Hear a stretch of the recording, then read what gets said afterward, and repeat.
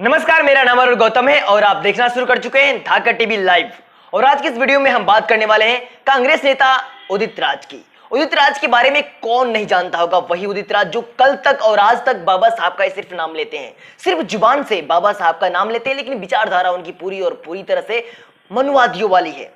जिस कांग्रेस को कांसीराम कहा करते थे कि ये सांप नाग है और बीजेपी नागनाथ है, उसी की शरण, कांग्रेस की शरण में जीने वाले उदित राज का कहना है। उदित राज अक्सर अपने ट्विटर हैंडल से बहन जी के प्रति उटपटांग ट्वीट किया करते हैं, लेकिन आपको पता ही होगा कि बहन जी का चुनाव चिन्ह हाथी है और हाथी कभी कुत्तों की बातों पर ध्यान नहीं देती है।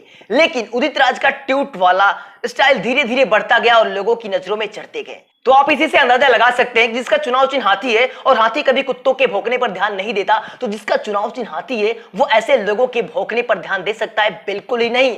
लेकिन कुछ ऐसे भी हमारे समाज में लोग हैं जो बहन जी का अपमान बर्दाश्त नहीं कर सकते। जैसे ही उदित राज ने अपने ट्विटर हैंडल से बहन जी के प्रति ट्वीट किया, आइए सबसे पहले हम आपको बताते हैं उस ट्वीट में उदित राज ने क्या लिखा था। उस ट्वीट में उदित राज ने लिखा था, मैं आपको पढ़ के बताता हूं।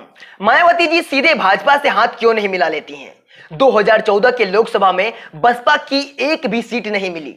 सपा की वजह से 2019 में 10 एमपी बने। कांसीराम जी की बहुजनों का क्या हुआ? बहुजन गठबंधन को तोड़कर अब ब्राह्मण से गठबंधन कर रही हैं।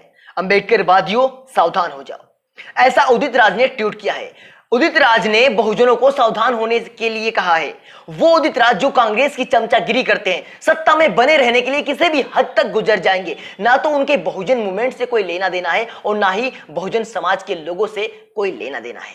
और ये एक ऐसे इंसान है जिनकी ना जड़ का पता है और ना ही पत्ते का पता है, लेकिन बस ये ट्विटर पे बकबक करने में सबसे आगे हैं। दुर्भाग्य की बात है कि इनके ट्विटर पे कोई देखता भी नहीं है इनको। लेकिन क्या करे, सत्ता में बैठे हैं ना चर्चाओं में रहने के लिए। अब देख सकते हैं कि हमारे देश के जितने भी बहुजन मूवमेंट से जुड़े हुए नेता हैं, वो बिना बहन जी का और बसपा का नाम लिए राजनीति कर ही नहीं सकते और ना ही उनकी राजनीति चल सकती है। तो आपको बता दें कि उदित राज के उस ट्वीट के बाद कई सारे लोगों ने उनके ट्वीट पर प्रतिक्रिया दी है। ऐसे एक ट्विटर यूजर है जिनका नाम है विशाल कुमार जाटो। विशाल कुमार जाटो ने अपने ट्विटर हैंडल से लिखा है उदित राज को रिप्लाई करते हुए, गुप्त सूत्रों से पता लगा है कि इस ट्वीट के बाद डॉक्टर उदित राज की पूरी रात घर पर ठुकाई पिटाई यह कहकर हुई कि जब ब्राह्मणों के गठबंधन से इतनी दिक्कत थी तो मुझ ब्राह्मण महिला से शादी का गठबंधन क्यों करा। चेतावनी भी मिली है कि ऐसा ट्वीट पुनः किया तो अगली बार पता एम्स का होगा।